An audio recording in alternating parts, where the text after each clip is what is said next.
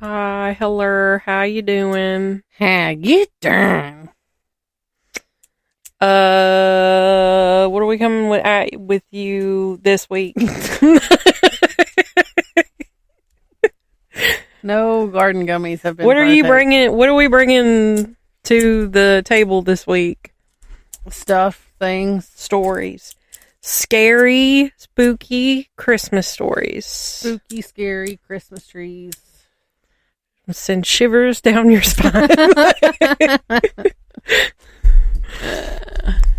So we thought, with it being the Christmas season, Yeah. and we like the weird, spooky stuff. We combine the two, and you hear, like in that song, I don't even where it says scary ghost stories and tales of the glories of Christmases long, long ago. I've literally never heard a Christmas scary story. I feel like I have, just because I read a lot and I listen to a lot of audiobooks. Well, yeah. But it's I don't know that the they've... scariest one, you want to hear the scariest one I've ever told? I've ever heard? A Christmas Carol? No, well, that is it is pretty scary. But I was just going to describe this one to you. You ready? Right. I don't know if you've ever heard this one. Maybe not. So there was this guy. Mm-hmm. Is that the end of the story? No. Because it's pretty terrifying.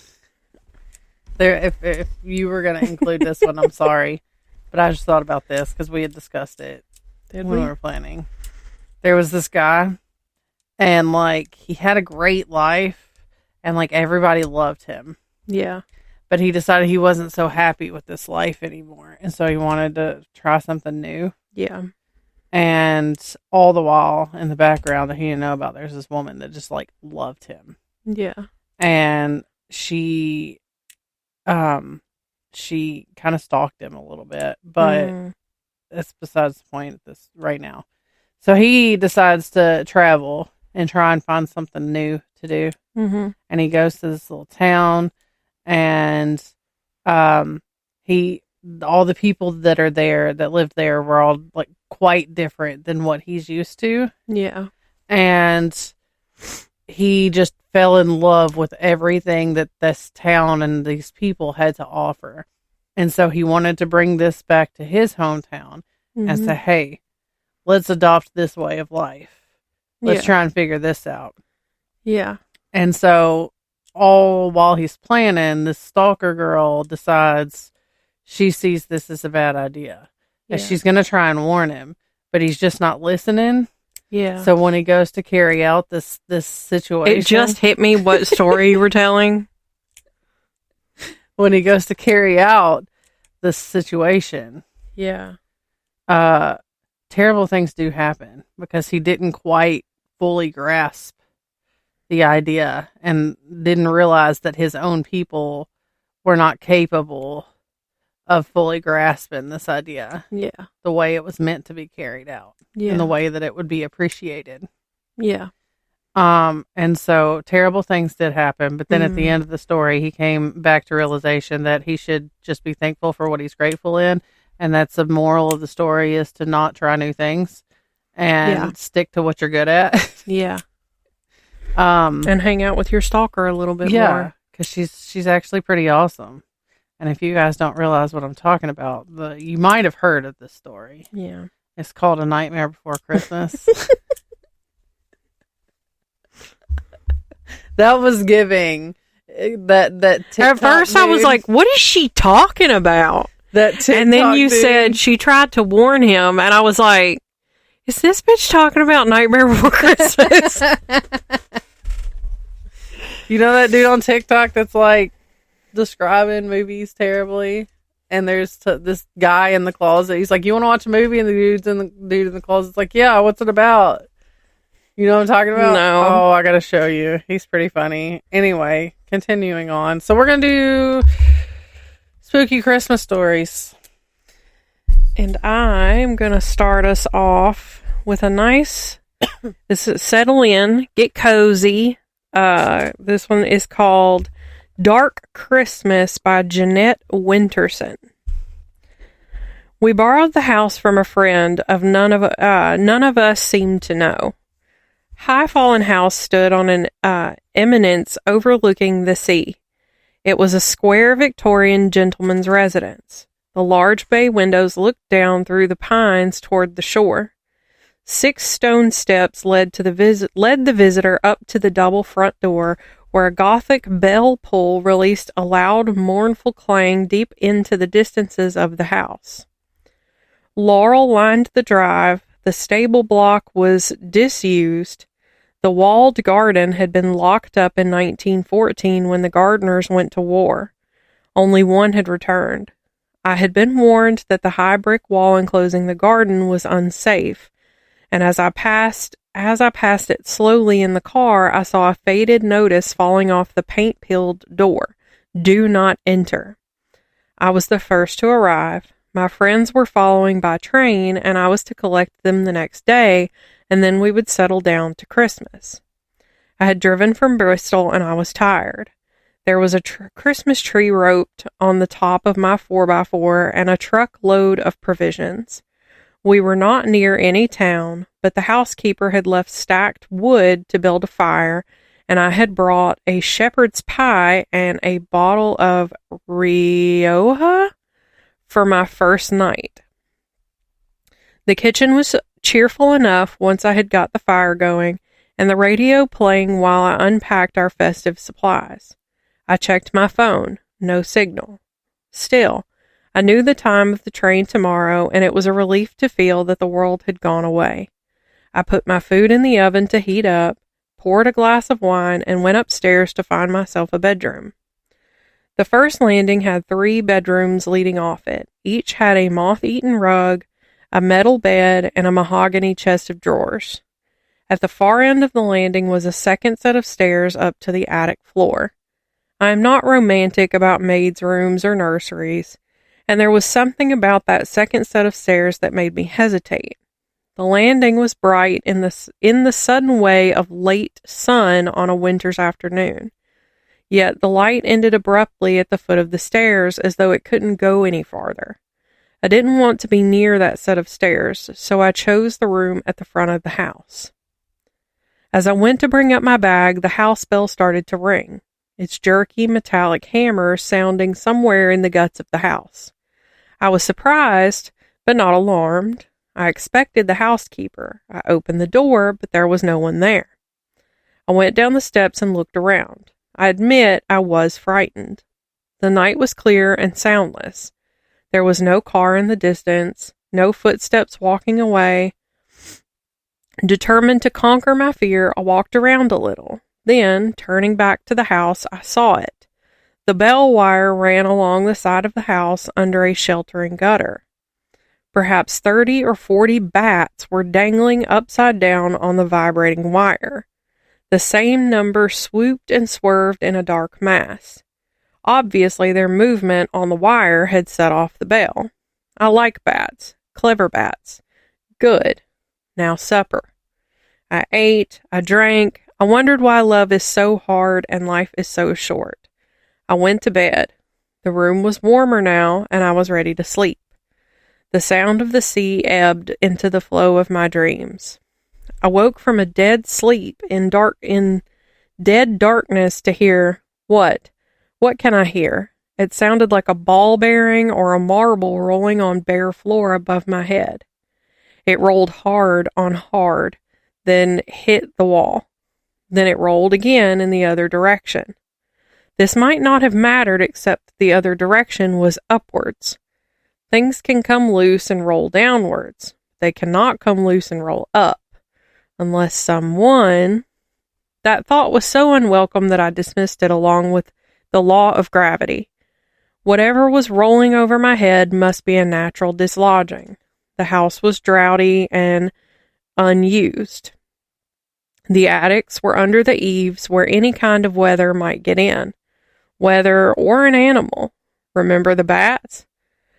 I pulled the covers up to my eyebrows and pretended not to listen. There it was again. Hard, on hit, on pause, on roll. I waited for sleep, waiting for daylight. We are lucky, even the worst of us, because daylight comes.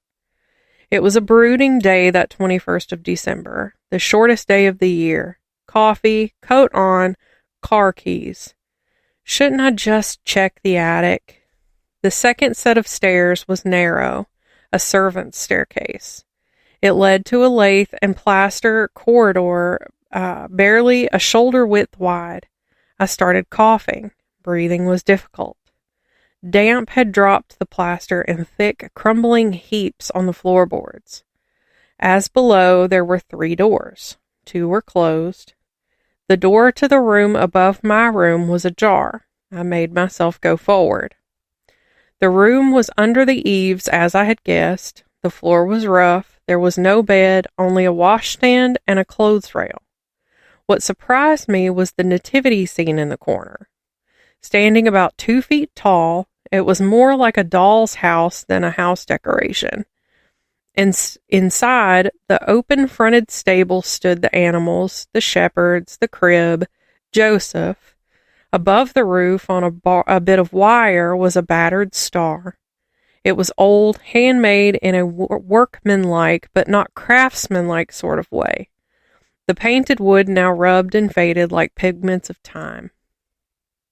I thought I would carry it downstairs and put it by our Christmas tree. It must have been made for the children when there were children here. I stuffed my pockets with figures and animals and left quickly, leaving the door open. I had to set off for the station. Stephen and Susie could help me with the rest later. As soon as I was out of the house, my lungs felt clear again. It must have been the plaster dust. The drive to the station was along the coast road, lonely and unyielding. The road turned in a series of blind bends and tight corners. I met no one, and I saw no one.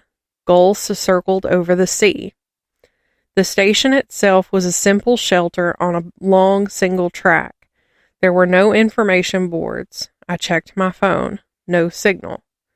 At last the train appeared distantly down the track. I was excited. Memories of visiting my father as a child when he was stationed at his RAF base give me a rush of pleasure whenever I travel by train or come to meet one. The train slowed and halted. The guards stood down for a moment. I watched the doors. It wasn't a big train, this branch line train, but none of the doors opened. I waved at the guard who came over. I'm meeting my friends. He shook his head. Train's empty. Next stop is the end of the line. I was confused. Had they got off at the earlier stop? I described them. The guard shook his head again. I noticed strangers. They would have boarded at Carlisle. Wait a minute. My phone refreshed. Okay. Asked me where to get off. They would have boarded at Carlisle. Asked me where to get off. Always do. Is there another train before tomorrow? One a day, and that's your lot. And more than anybody needs in a place like this. Where are you staying? High Fallen House. Do you know it? Oh, aye. We all know it. He looked as if he were about to say something else. Instead, he blew his whistle. The empty train pulled away, leaving me staring down the long track, watching the red light like a warning. I needed to get a signal on my phone. I drove on past the station, following the steep hill, hoping some height would connect me to the rest of the world. At the top of the hill, I stopped the car and got out, pulling up the collar of my coat. The first snow hit my face with insect insistence, sharp and spiteful like little bites. I looked out across the whitening bay. That must be High Fallen House. But what's that? 2 figures walking on the beach. Is it Stephen and Susie? Had they driven here after all? Then, as I strained my eyes against the deceit of distance, I realized the second figure was much smaller than the first. They were walking purposefully towards the house. When I arrived back, it was nearly dark. I put on the lights, blew the fire into a blaze. There was no sign of the mysterious couple I had seen from the hill. Perhaps it had been the housekeeper and her daughter come to make sure that everything was all right. I had a telephone number for Mrs. Wormwood, but without a signal I could not call her. The snow was thickening in windy swirls. Relax, have a whiskey. I leaned on the warm kitchen range with my whiskey in my hand. The wooden figures I had brought down from the attic were lying on the kitchen table. I should go up and get the stable. I don't want to. I bounded up the first set of stairs using energy to force out unease. At my bedroom, I put on the light. That felt better. The second set of stairs stood in shadow at the end of the long landing. I felt that constriction in my lungs again. Why am I holding onto the handrail like an old man? I could see that the only light to the attic was at the top of the stairs. I found the round brown bakelite switch, flicked down the nipple. That's what it says. Flick the nipple. A single bulb lit up reluctantly. The room was straight ahead. The door was closed. Hadn't I left it open? I turned the handle and stood in the doorway, the room dimly lit by the light from the stairs. Washstand, nativity, clothes rail. On the clothes rail was a child's dress. I hadn't noticed that before. I suppose I had been in a hurry. Pushing aside my misgivings, I went in purposefully and bent down to pick up the wooden nativity. It was heavy, and I had just got it secure in my arms when the light on the landing went out. Hello? Who's there? There's someone breathing like they can barely breathe. Not faint, struggling for breath. I mustn't turn around, because whoever or whatever it is behind me. I stood still for a minute, steadying my nerve, then I shuffled forward toward the edge of the light coming from downstairs. At the doorway, I heard a step behind me. I lost my balance and put out a hand to steady myself. My hand gripped something wet. The clothes rail. It must be the dress. My heart was overbeating. Don't panic. Bakelite, bad wiring, strange house, darkness, aloneness. But you're not alone, are you? Back in the kitchen with whiskey, Radio 4, and pasta boiling, I examined the dress. It was for a small child, and it was hand-knitted. The wool was smelly and sopping. I washed it out and left it hanging over the sink to drip. I guessed there must be a hole in the roof and the dress had been soaking up the rain for a long time. I ate my supper, tried to read, told myself it had been nothing at all. It was only 8 p.m. I didn't want to go to bed, though the snow outside was like a quilt. I decided to arrange the nativity, donkey, sheep, camels, wise men, shepherds, star, Joseph. The crib was there, but it was empty. There was no Christ child, and there was no Mary. Had I dropped them in the dark room? I hadn't heard anything fall, and these wooden figures were 6 inches tall. Joseph was wearing a woolen tunic, but his wooden legs had painted puties? I pulled off the tunic. Underneath, wooden Joseph wore a painted uniform, First World War. When I turned him round, I saw there was a gash in his back like a stab wound. My phone beeped. I dropped Joseph, grabbed the phone. It was a text message from Susie, trying to call you, leave tomorrow. I pressed call. Nothing. I tried to send a text. Nothing. But what did it matter? Suddenly I felt relief and calm. They had been delayed, that was all. Tomorrow they would be here. I sat down again with the nativity. Perhaps the missing figures were inside. I put in my hand, my fingers closed around a metal object. It was a small iron key with a hoop top. Maybe it was the key to the attic door. Outside, snow had fallen, snow on snow. The sky had cleared. The moon sped above the sea. I had gone to bed and I was deep asleep when I heard it clearly. Above me, footsteps, pacing. Down the room, hesitate, turn, return. I lay in bed, eyes staring blindly at the blind ceiling. Why do we open our eyes when we can't see anything? And what was there to see? I don't believe in ghosts. I wanted to put on the light, but what if the light didn't come on? Why would it be worse to be in darkness if I had not chosen than dark? Why would it be worse to be in darkness I had not chosen than darkness I was choosing? But it would be worse. I sat up in bed and pulled back the curtain a little. The moon had been so bright tonight. Surely there would be light. There was light. Outside the house, hand in hand, stood the still and silent figures of a mother and child. I did not sleep again till daylight. When I slept and woke again, it was almost midday, and already the light was lowering. Hurrying to get coffee, I saw that the dress was gone. I had left it dripping over the sink, and it was gone. Get out of the house. I set off for the station. There was an air frost that had coated the trees in glittering white. It was beautiful and deathly, the world held in ice. On the road there were no car tracks, no noise, but the roar and drop of the sea. I moved slowly and saw no one. In the white, unmoving landscape, I wondered if there was anyone else left alive. At the station, I waited. I waited some time past the time until the train whistled on the track.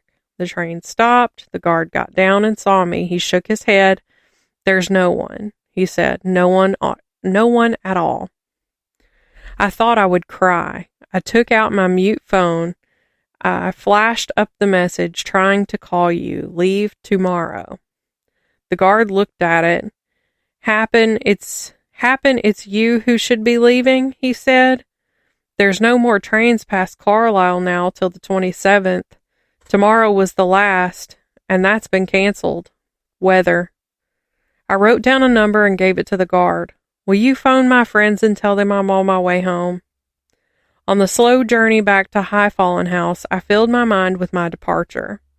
It would be slow and dangerous to travel at night, but I could not consider another night alone, or not alone. All I had to do was manage 4 miles to Inchbarn. There was a pub and a guest house and remote but normal life. The text message kept playing in my head. Had it really meant that I should leave? And why? Because Susie and Stephen couldn't come? Weather? Illness? It's all a guessing game. The fact is I have to go. The house seemed subdued when I returned. I had left the lights on and I went straight upstairs to pack my bag. At once I saw that the light to the attic was on. I paused, breathed. Of course it's on. I never switched it off.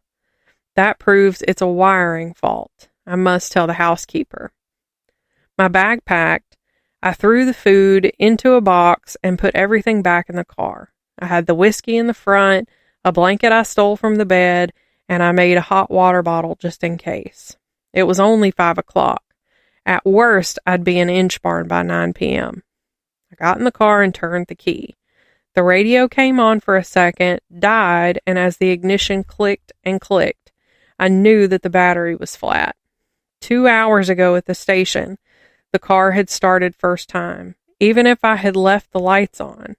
But I hadn't left the lights on. A cold panic hit me. I took a swig of the whiskey. I couldn't sleep in the car all night. I would die. I don't want to die. Back in the house, I wondered what I was going to do all night. I must not fall asleep. I had noticed some old books and volumes when I had explored downstairs yesterday. Assorted dusty adventure stories and tales of empire. As I sorted through them, I came across a faded velvet photograph album. In the cold, deserted sitting room, I began to discover the past. High Fallen House, 1910. The women in long skirts with miraculous waists. The men in shooting tweeds. The stable boys in waistcoats. The gardening boys wearing flat caps. The maids in starched aprons. And here they are again in their Sunday best. A wedding photograph. Joseph and Mary Locke, 1912. He was a gardener. She was a maid. In the back of the album, loose and unsorted, were further photographs and newspaper cuttings. 1914. The men in uniform. There was Joseph. I took the album back into the kitchen and put it next to my wooden soldier. I had on my coat and scarf. I propped myself up in 2 chairs by the wood fire range and dozed and waited and dozed and waited.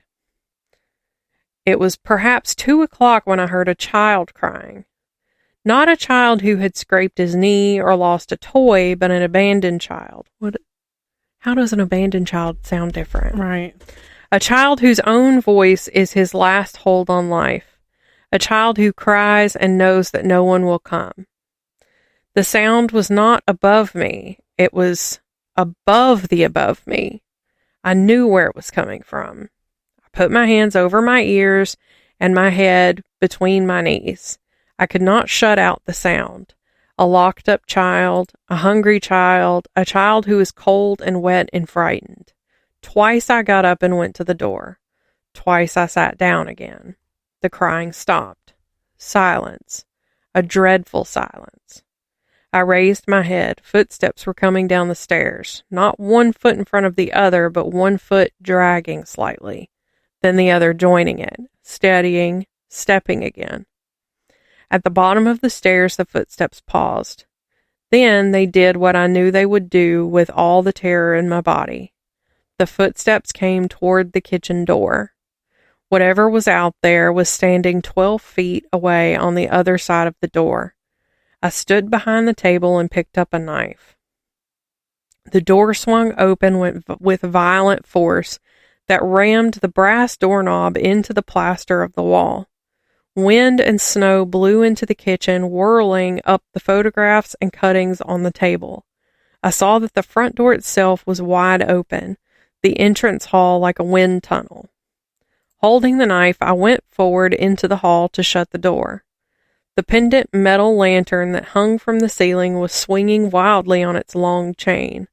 A sudden gust lurched it forward like a child's swing pushed too high. It fell back at force against the large semicircular fan light over the front door. The fan light shattered and fell around my shoulders in shards of sharp rain. Flicker, buzz, darkness. The house lights were out. No wind now. No cries. Silence again. Glass hit in the snow-lit hall. I walked out of the front door and into the night. At the drive, I turned to left and I saw them, the mother and the child. The child was wearing the woolen dress. She had no shoes. She held up her arms piteously to her mother, who stood like stone. I ran forward. I grabbed the child in my arms. There was no child. I had fallen face down in the snow. Help me. That's not my voice. On my feet again, the mother is ahead of me. I follow her. She's going toward the walled garden. She seems to pass through the door, leaving me on the other side. Do not enter. I tried the rusty hoop handle. It broke off, taking a piece of the door with it. It fell off its hinges. The ruined and abandoned garden lay before me. A walled garden of 1 acre used to feed 20 people. But that was a long time ago. There were footprints in the snow. I followed them. They led me to the bothy, its roof patched with corrugated iron. There was no door, but the inside seemed dry and sound. There was a tear-off calendar still on the wall. 22nd December, 1916. I put my hand in my pocket, and I realized that the key from the nativity was there. At the same time, I heard a chair scrape on the floor in the room beyond. I had no fear anymore. As the body first shivers and then numbs with cold, my feelings were frozen.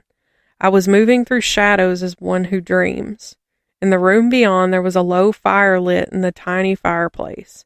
On the other side of the fire sat the mother and child. The child was absorbed playing with a marble. Her bare feet were blue, but she did not seem to feel the cold any more than I did. Are we dead then? The woman with the shawl over her head looked at me with deep, expressionless eyes. I recognized her. It was Mary Locke. She nodded at me, or at not me, at some other me in some other time. I do not know. Her gaze went to a tall cupboard. I knew that my key fitted this cupboard and that I must open it. So I did so. A dusty uniform fell out, crumpling like a puppet. The uniform was not quite empty of its occupant. The back of the faded wool jacket had a long slash where the lungs would have been. I looked at the knife in my hand. Open the door. Are you in there? Open the door. I woke to blinding white. Where am I? Something's rocking. It's the car. I'm in my car. A heavy glove was brushing off the snow. I sat up, found my keys, pressed the unlock button. It was morning. Outside was the guard from the train and a woman who announced herself as Mrs. Wormwood. Fine mess you've made here, she said. We went into the kitchen. I was shivering so much that Mrs. Wormwood relented and began to make coffee. Alfie fetched me, she said, after he spoke to your friends. There's a body, I said, in the walled garden. Is that where it is? Said Mrs. Wormwood. At Christmas 1914, Joseph Locke had gone to war. Before he left for Flanders, he had made a nativity scene for his little girl. When he came back in 1916, he had been gassed. They heard him climbing the stairs, gasping for breath through froth-corrupted lungs. His mind had gone, they said. At night in the attic where he slept with his wife and child, he leaned vacantly against the wall, rolling the child's marble up and down and up, pacing, pacing, pacing. One night, just before Christmas, he strangled his wife and daughter. He left them for dead in the bed and went out. But his wife was not dead. She followed him. In the morning, they found her sitting by the nativity, her dress dark with blood, his finger marks livid at her throat. Hold on.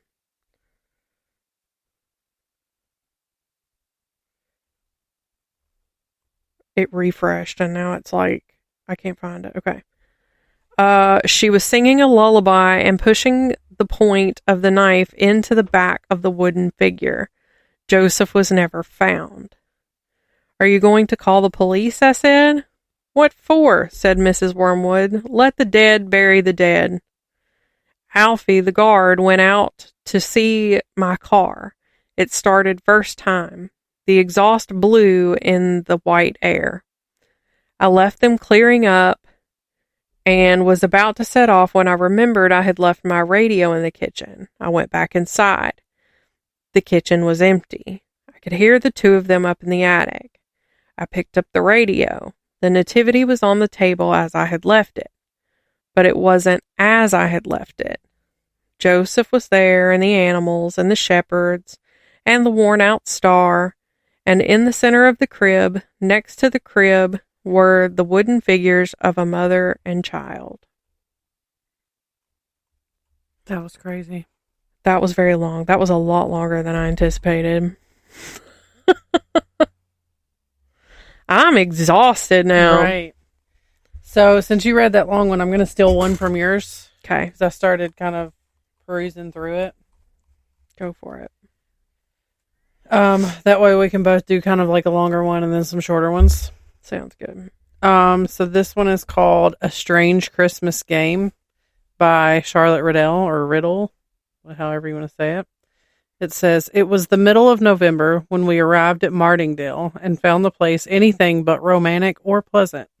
The walks were wet and sodden. The trees were leafless. There were no flowers save a few late pink roses blooming in the garden. It had been a wet season and the place looked miserable. Claire could not ask Alice down to keep her company in the winter months as she had intended, and for myself, the Cronsons were still absent in New Norfolk, where they meant to spend Christmas with old Mrs. Cronson, now recovered. Altogether, Martindale seemed dreary enough, and the ghost stories we had laughed at while sunshine flooded the room became less unreal when we had nothing but blazing fires and wax candles to dispel the gloom. They became more real also when servant after servant left us to seek situations elsewhere, when noises grew frequent in the house, when we ourselves, Claire and I, with our own ears, heard the tramp, tramp, the banging, and the clattering which had been described to us. My dear reader, you doubtless are free from superstitious fancies. You pooh-pooh the existence of ghosts and only wish you could find a haunted house in which to spend a night, which is all very brave and praiseworthy, but wait till you are left in a dreary, desolate old country mansion, filled with the most unaccountable sounds, without a servant, with none save an old caretaker and his wife, who, living at the extremest end of the building, heard nothing of the tramp, tramp, bang, bang going on at all hours of the night.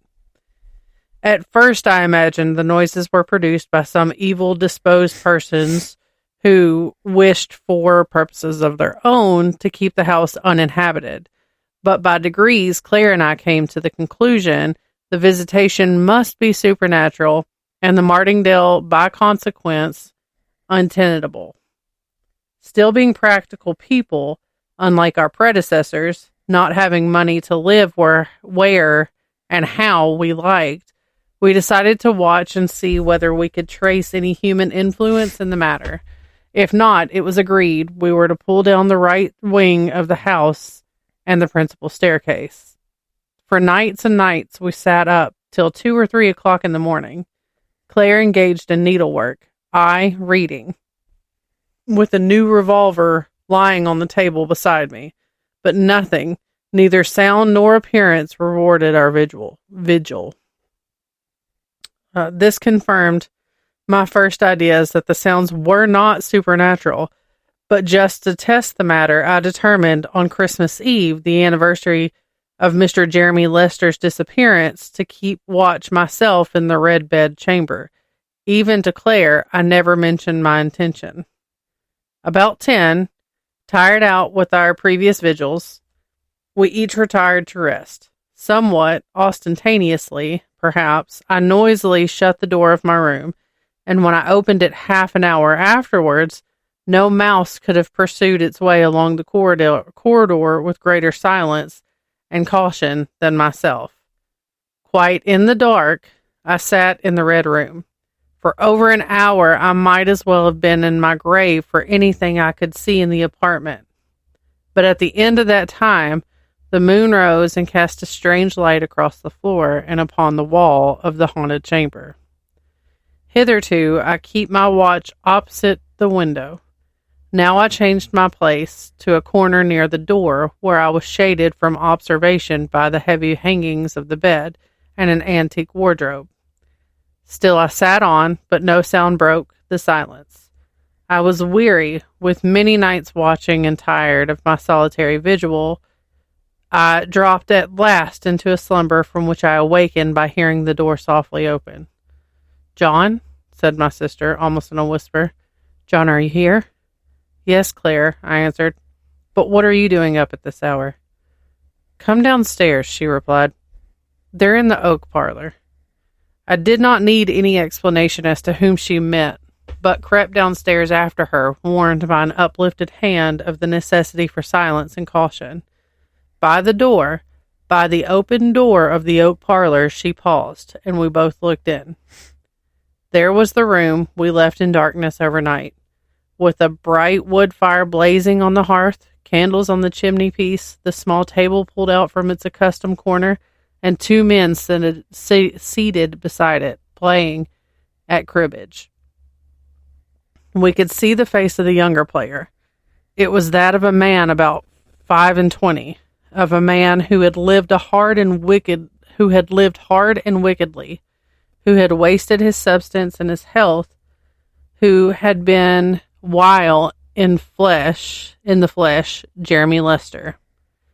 It would be difficult for me to say how I knew this, how in a moment I identified the features of the player with those of a man who had been missing for 41 years.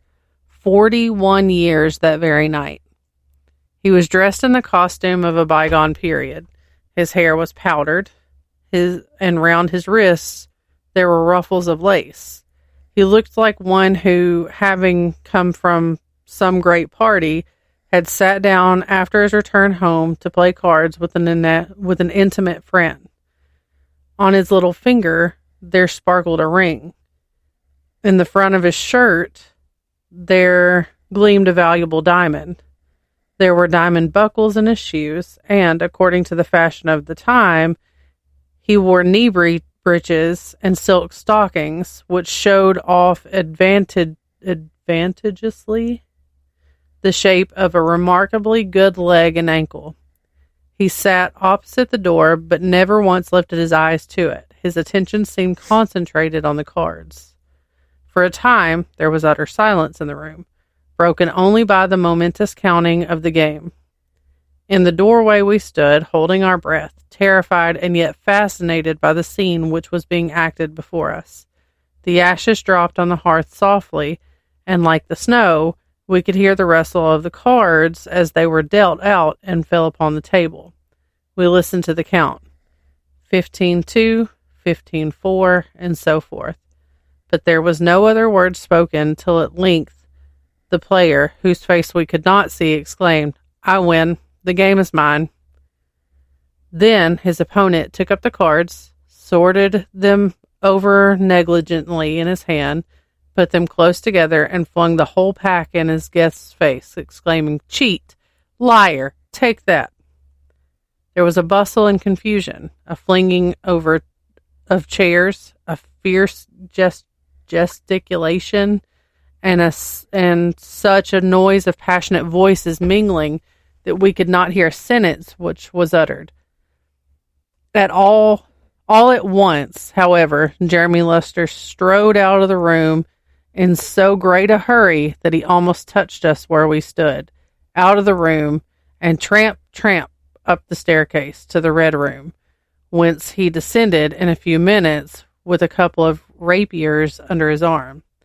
When he re-entered the room, he gave, as it seemed to us, the other man his choice of weapons, and then he flung open the window, and after ceremoniously giving place for his opponent to pass out first, he walked forth into the night air, Claire and I following. We went through the garden and down a narrow winding walk to a smooth piece of turf, sheltered from the north by a plantation of young fir trees. It was a bright, moonlit night by this time, and we could distinctly see Jeremy Lester measuring off the ground. "When you say 3, he said at last to the man whose back was still toward us. They had drawn lots for the ground, and the lot had fallen against Mr. Lester. He stood thus with the moonbeams falling upon him, and a handsomer fellow I would never desire to behold. 1, began the other. 2, and before our kinsman had the slightest suspicion of his design, he was upon him, and his rapier through Jeremy Lester's breast. At the sight of that cowardly treachery, Claire screamed aloud. In a moment, the combatants had disappeared. The moon was obscured behind a cloud, and we were standing in the shadow of fir plantation, shivering with a cold and terror. But we knew at last what had become of the late owner of Martingale, that he had fallen, not in a fair fight, but foully murdered by a false friend. When late on Christmas morning I awoke, it was to see a white world, to behold the ground and trees and shrubs all laden and covered with snow. There was snow everywhere, such snow as no person could remember having fallen for 41 years.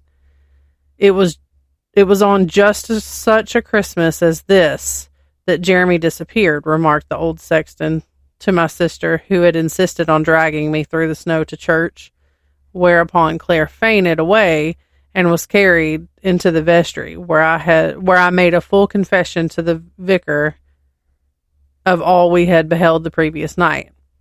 At first, that worthy individual rather inclined to treat the matter lightly, but when a fortnight after the snow melted away and the fir plantation came to be examined, he confessed that there might be more things in heaven and earth than his limited philosophy had dreamed of. In a little clear space just within the plantation, Jeremy Lester's body was found.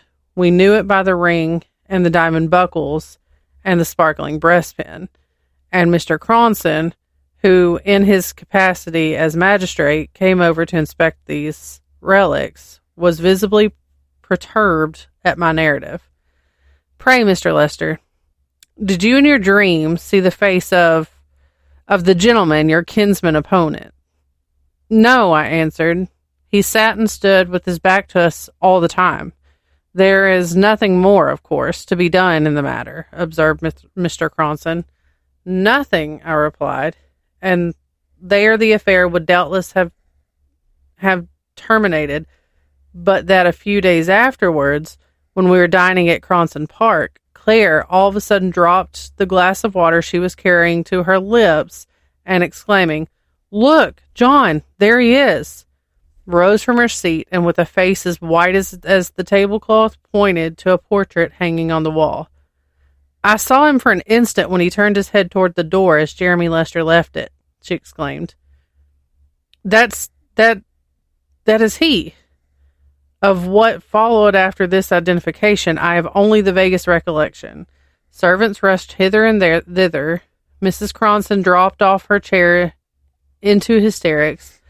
The young ladies gathered round their mamma. Mr. Cronson, trembling like one in an argue fit, attempted some kind of explanation while Claire kept praying to be taken away.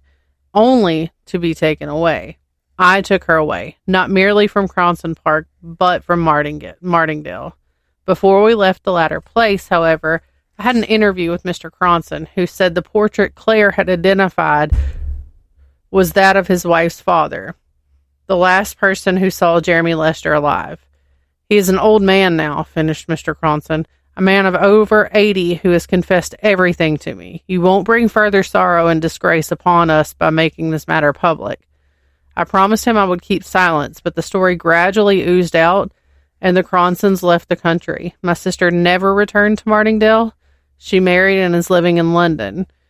Though I assure her there are no strange noises in my house, she will not visit Bedfordshire, where the little girl she wanted me so long ago to think of seriously is now my wife and the mother of my children. Dang. I think my neighbors just shot off a cannon. Bro, they've been shooting but the last 2 episodes. I think they also have C4. I've heard. Well, so it's loud and I'm scared to go home. It's just, I don't know. Anyway, shorter stories? Yeah, I was looking at that ranker list. All right, go for it. Hold on. I'll do the other one. I'm itchy. You were almost asleep over there. No, I was just looking on my phone. I say that. I'm yawning now. Let's see. The Legend of the Mistletoe Bride. So, the Legend of the Mistletoe Bride has been retold for centuries and has taken on many forms. The true origin of the story is difficult to determine, but many have come to believe that the roots of it are seated in the disappearance of Lord Lovell's bride at the Bramshall House in Hampshire, England. Allegedly, Lord Lovell was preparing to wed a young woman related to Sir John Cope, the owner of Bramshall House. This was around Christmas time, so mistletoe hung throughout the mansion, inspiring the wedding party to play a game. The young bride-to-be would hide somewhere in the mansion, the groomsmen would all seek her out, and whoever found her first would get to kiss her. So the bride went to hide, and the wedding party sought to find her. However, the minutes turned to hours, and they still could not find her. Eventually, the game turned terribly serious, as no matter where they looked, she remained missing. Not until 50 years later did Lord Lovell, still seeking answers to his bride's disappearance, happen upon a secret closet in an upstairs room of the Bramshall house. Inside, he found a wooden chest sealed shut with a lock. Upon opening the chest, he found the nearly unrecognizable remains of his bride. Dun, dun, dun! Well, dang. One of these stories I was going to read no longer exists. Oh, no. Hold on.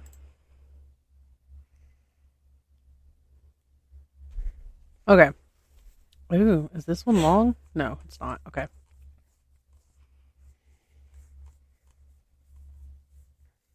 It was Christmas Eve and the family were gathered in the living room. The father was reading the newspaper and the mother was knitting a sweater. The children, Jimbo and Steffa, were stretched out on the floor with their crayons and their coloring books. Tell us a story, Steffa demanded. Yeah, a scary one, Jimbo insisted. All right, said their father. I'm going to tell you about the most fearsome, dangerous, appalling creature in the world. It's called the Grither. Mm-hmm. Oh, now you've done it, said the mother. You said his name out loud. Who is he? Asked Jimbo. He's the most awful thing in the world, their father said. He lives in a cave at the North Pole. The coldest, wettest place on earth is where the Grither makes his home. He sleeps in the wreck of a ship that somehow got squeezed into the mouth of the cave. He doesn't mind the cold and he doesn't mind the wet, but the thing he hates the most of all is to hear someone say his name. He has very good ears, and they get bigger every time his name is spoken anywhere on earth. Sometimes his ears get so big, he can use them to fly. I don't like this story, Steffa whined. It's too late now, her mother said. We've already mentioned his name. The Grither is probably on his way to our house this very minute. It'll probably take him a while to get here, said their father. If we finish the story before he gets here, everything will be fine. Do you know why the Grither is called the Grither?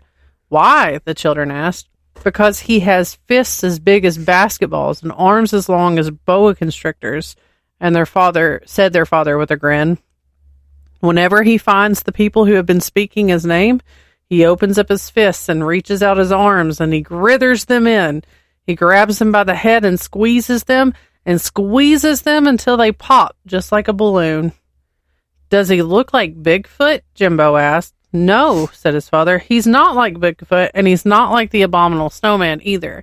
No one knows what he looks like for sure. The only people who have ever seen the Grither are the people the Grither has eaten. He's tall as a tree, but he can bend all the way over and touch the ground. His skin looks like a road map because it's transparent, and all his blue and red veins show through. The blue is for fear, and the red is for rage. Hurry up and finish the story before he gets here, Steffa cried. The Grither was born on a sailing ship, said their father. It was blown off course by a storm and got lost in the Arctic Sea. They drifted around for weeks and never saw anything but glaciers and icebergs. Some of the passengers drowned, some froze to death, some starved, and the rest committed suicide. The Grither was born out of the fear and rage of all those people. This sounds like a great story to be telling your children. Right. But why does he kill people? Jimbo asked. No one knows, said the father. He just doesn't like anyone telling his story. Is that all? Steffa asked. Is that the end of the story? Not quite, said her father. There's only one way to protect yourself from the Grither. Maybe you should stop, their mother interrupted. I think you've scared them enough. The father chuckled. You don't believe in the Grither, do you? He asked. No, the children lied. Well, you shouldn't, their father said, because I made it all up. There's no such thing as the Grither. But you didn't finish the story, Steffa whined. All of a sudden, the front door blew open and the room was enveloped in an icy blast of wind. There was a crash and the sound of breaking glass. Then two huge, gnarled arms reached in through the windows and grasped their parents by their heads. As the children watched in horror, the hands squeezed and their parents' heads popped, just like two balloons. Ooh.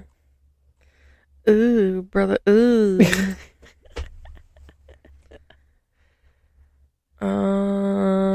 Ooh, this one sounds crazy. A few weeks before Christmas in 1878, Edward F. Smith was at his home in Brooklyn, New York, when the doorbell rang. He answered the door, but no one was there. This soon became a nightly occurrence. The doorbell would ring, only for Smith to find no one outside and no signs that anyone had been there at all. Growing frustrated, Smith sprinkled ash and flour along the path to the door, expecting to find footprints left behind, but the substances were undisturbed and the noises continued. No matter where he and his family stood around the house, the noises remained unidentifiable. Smith and his family were growing more concerned as the doorbell ringing turned to aggressive banging on the doors. Eventually, they contacted the police. The ringing and banging continued, and still no one was able to identify its source. One night, a brick suddenly flew through the window from outside, even though police officers were standing nearby and saw no one. Although they investigated the home for some time, police were unable to identify the cause of the disturbances. Smith and those who witnessed the strange occurrences ultimately concluded they must be paranormal in nature. The only reason why this story was included on this list is because it happened a few weeks before Christmas. Oh. All right, so this one is, it's like a Reddit. Mm-hmm. Last year on Boxing Day, I found a really cool ornament in a clearance box. It had a built-in camera to record a unique perspective on your holiday celebrations. I grabbed the last one from the store's dusty shelf and brought it home for less than $10. I forgot about it until my wife, my 2 daughters, and I decorated the house earlier this month. I told my daughters about the camera and said we'd secretly catch Santa in the act. I had an old costume in the attic and intended to deliver some gifts in full view of the camera on Christmas night. My girls were overjoyed and went back and forth trying to find the best place to put the ornament on the tree. They had no idea that Daddy had repositioned it later so that it could actually catch the living room at a good angle. In the nights leading up to Christmas, I turned the camera on to make sure everything was working properly. In the morning, I previewed the footage, just enough to confirm the thing was working. Satisfied, I inserted the micro SD card back into the ornament and slipped in a new battery in anticipation for the big night. Daddy didn't want to disappoint his girls with a failed recording. We enjoyed Christmas Eve as a family, playing board games and eating way more junk food than there was room for in our stomachs. Like we do every year, we let our daughters open one gift from Mommy and Daddy before going to bed. The girls, still riding their sugar high, could be heard giggling in their bedrooms from all the way up the stairs. From time to time, my wife and I could hear one of them shush the other, claiming she'd heard hoofs on the roof or bells jingling. Eventually, our kiddos dozed off. My wife kissed me on the cheek and headed to bed while I turned off all the lights and retrieved the costume and tiptoed to the living room getting ready for my big feature film debut. I did everything you would expect Santa to do. I ate most of the cookies, I drank the milk, I pet my large stomach and said my ho-ho-hos, and I dropped a few presents by the fireplace, all in full view of the camera. A pretty good acting job, if I do say so myself. On Christmas morning, the girls came running into our bedroom to wake us up. They excitedly insisted we watch the video before opening the presents. I transferred the footage to my laptop, forwarded to where Santa showed up, and pressed play. My girls squealed with delight and jumped in front of the screen, frantically waving at Santa while obscuring the video from my view. It brought me so much joy to see how happy the girls were. I was too lazy to stop the video, so it continued to play in the background while we unwrapped our gifts. I spotted a box I had not seen the night before. It was small and wrapped in a blue foil paper I did not recognize. My name was on it, but my wife seemed as surprised as I was to see it there. Noticing my confusion, my youngest daughter spoke. "Daddy, it's got to be for Mr. Elf," she said, her voice cheerful and bright.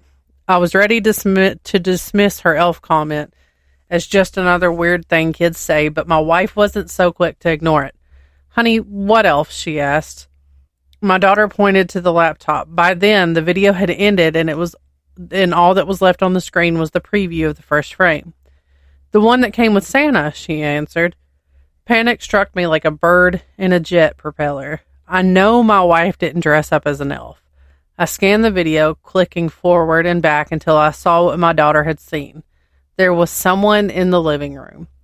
He walked into the corner after I had turned the lights off. He stood there watching me parading around as Santa. The video went completely quiet after that. It was as though the camera failed to record a single sound. The strange, tall man in an elf costume stood perfectly still for over an hour watching the camera from a distance. After a while, he walked over to the plate of cookies, bit the head off the gingerbread man. I glanced at the plate and saw the teeth mark on the decapitated cookie. The man then quietly approached the Christmas tree.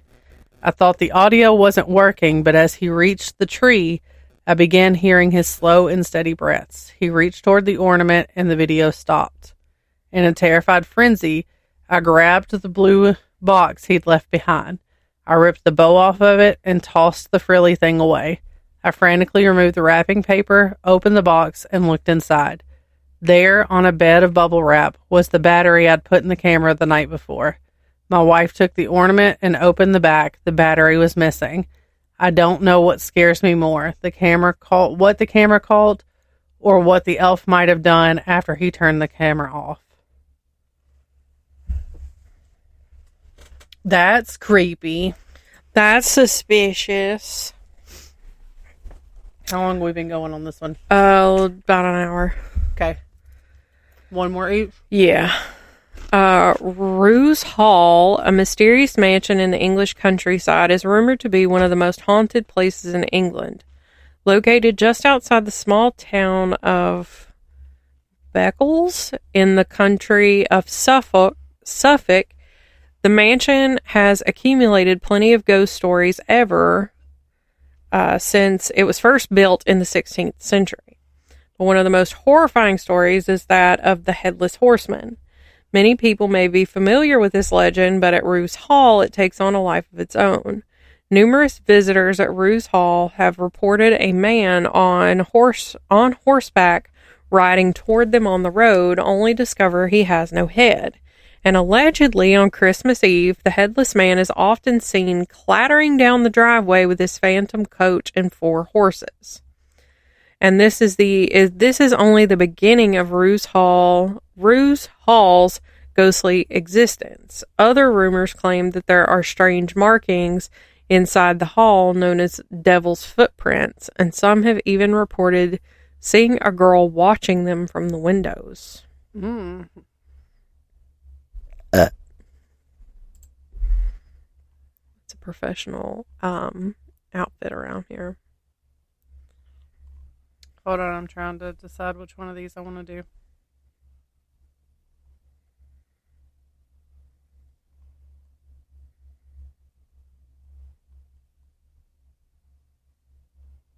It's a pretty good list.